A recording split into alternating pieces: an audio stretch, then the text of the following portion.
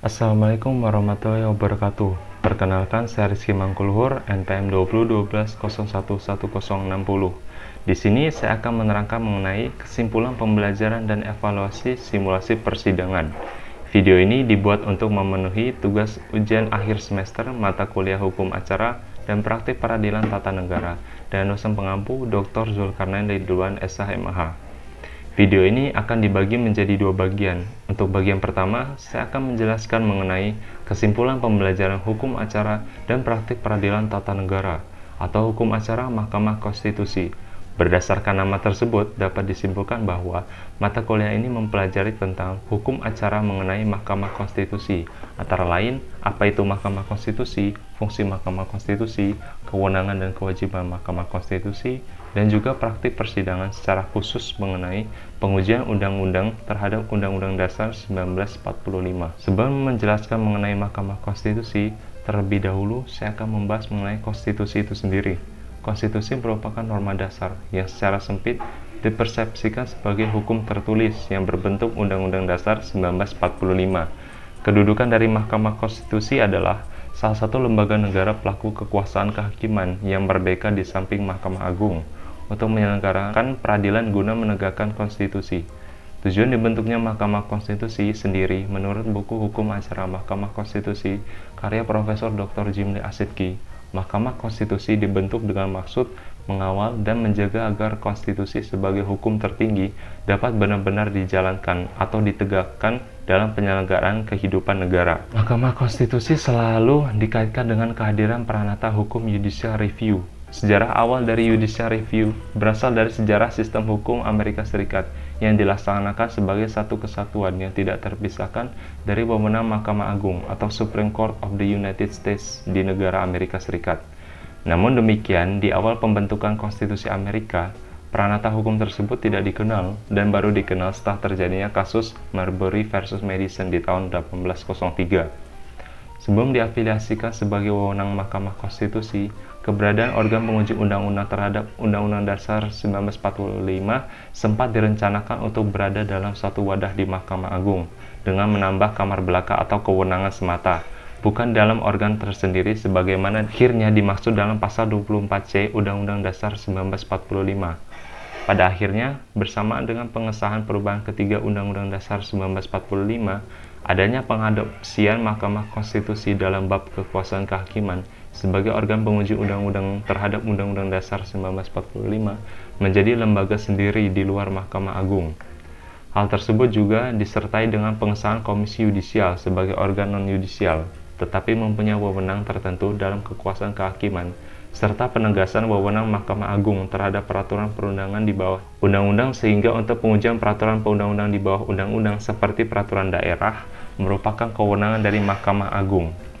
Dasar hukum Mahkamah Konstitusi itu sendiri dalam pasal 3 Aturan Peralihan Undang-Undang Dasar tahun 1945, 13 Agustus 2003, Rancangan Undang-Undang Mahkamah Konstitusi disahkan menjadi Undang-Undang Nomor 24 Tahun 2003 tentang Mahkamah Konstitusi.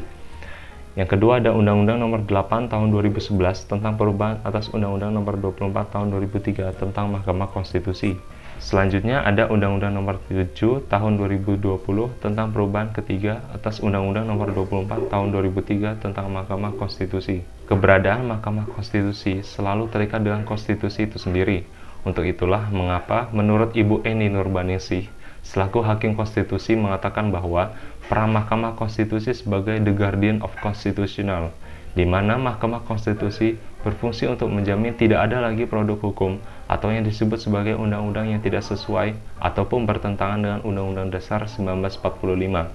Untuk fungsi dari Mahkamah Konstitusi dibagi menjadi 4 kewenangan dan 1 kewajiban, yaitu yang pertama ada pengujian undang-undang terhadap Undang-Undang Dasar 1945.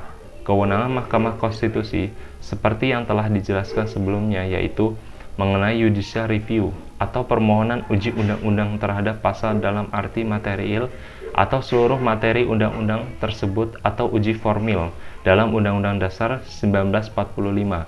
Untuk penjelasan lebih lanjut akan dibahas di bagian kedua.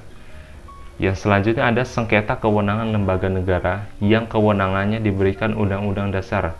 Untuk kewenangan Mahkamah Konstitusi ini, yang dimaksud dengan sengketa kewenangan lembaga negara adalah sengketa tentang kewenangan yang terjadi antara lembaga negara yang kewenangannya itu diberikan oleh Undang-Undang Dasar 1945. Dalam permohonan sengketa, pihak pemohon harus menguraikan dengan jelas tentang satu, kepentingannya itu, yang kedua, kewenangan yang dipersengketakan, yang ketiga, lembaga negara yang menjadi termohon.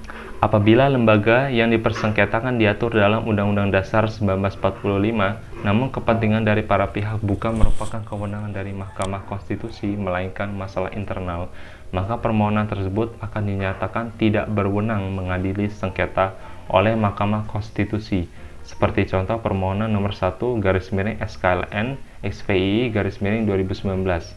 Selain itu, jenis permohonan yang tidak dikabulkan sama seperti jenis lain, yaitu tidak dapat diterima atau ditarik kembali. Yang ketiga, ada pembubaran partai politik. Dalam pemutusan pembubaran partai politik, pihak pemohon dalam hal ini hanya pemerintah yang diwakili oleh Menteri Dalam Negeri atau Jaksa Agung yang dapat mengajukan permohonan pembubaran partai politik. Dalam artian, apabila ideologi, asas, tujuan, program, dan kegiatan partai politik bertentangan dengan Undang-Undang Dasar 1945. Alasan mengenai hanya pemerintah pusat yang boleh mengajukan pembubaran partai politik karena untuk mencegah adanya konflik of interest dari individu dan juga dampak dari putusan pembubaran partai politik, yaitu ketika Mahkamah Konstitusi memutus partai politik untuk dibubarkan, maka pendaftaran partai akan dicabut, atribut dari partai harus dimusnahkan dan dilarang, dan anggota dari partai yang duduk di kursi Dewan Perwakilan harus turun dari jabatan karena partai yang mengusungnya telah dibubarkan. Oleh karena itu, hingga saat ini pun belum ada perkara tentang pembubaran partai politik yang diajukan ke MK. Terkait dengan pertentangan partai politik dengan konstitusi, maka pemohon wajib menguraikan dengan jelas dan terinci tentang ideologi, asas, tujuan, program, dan kegiatan yang dianggap bertentangan dengan Undang-Undang Dasar 1945. Partai politik yang dimohonkan pembubarannya oleh pemerintah berdasarkan keadilan dalam prosedur berhak untuk mengetahui dan membela diri. Oleh karena itu, Mahkamah Konstitusi dengan jangka waktu paling lambat 7 hari kerja sejak permohonan dicatat dalam BRPK menyampaikan salinan permohonan kepada partai politik tersebut. Selanjutnya, yang keempat, ada perselisihan hasil pemilihan umum. Materi permohonan dalam perselisihan hasil pemilu adalah penetapan hasil pemilu yang dilakukan secara nasional oleh Komisi Pemilihan Umum (KPU) yang mempunyai pengaruh secara signifikan terhadap yang pertama, terpilihnya calon anggota Dewan Perwakilan Daerah. Yang kedua, penentuan pasangan calon yang masuk pada putaran kedua pemilihan presiden dan wakil presiden, serta terpilihnya pasangan calon presiden dan wakil presiden. Yang ketiga, ada perolehan kursi partai politik peserta pemilihan umum di suatu daerah pemilihan. Materi dari permohonan perselisihan hasil pemilu tersebut harus diuraikan dengan jelas dan rinci terkait dengan yang pertama, kesalahan hasil penghitungan suara yang diumumkan oleh KPU dan hasil penghitungan yang benar menurut pemohon. Dan yang kedua, ada permintaan untuk pembatalan hasil penghitungan suara yang diumumkan oleh KPU dan menetapkan hasil penghitungan suara yang benar menurut pemohon. Keunikan dari permohonan ini yaitu termohon tunggal yang berkepentingan hanyalah dari pihak KPU karena hasil kerjanya yang dipersengketakan di Mahkamah Konstitusi. Jika alasan yang menjadi dasar permohonan terbukti secara hukum dan meyakinkan, maka Mahkamah Konstitusi memutuskan mengabulkan permohonan dengan menyatakan membatalkan hasil penghitungan suara yang diumumkan oleh KPU dan menetapkan hasil penghitungan suara yang benar sebagaimana dimaksudkan oleh pemohon. Sebaliknya, jika tidak terbukti beralasan, maka Mahkamah Konstitusi menyatakan putusan yang menolak permohonan pemohon. Yang kelima, ada pendapat DPR mengenai pelanggaran oleh Presiden dan atau Wakil Presiden sebagai kewajiban Mahkamah Konstitusi. Dalam hal ini, MK berkewajiban untuk memeriksa dan mengadili dan memutus pendapat mengenai pelanggaran oleh Presiden dan Wakil Presiden.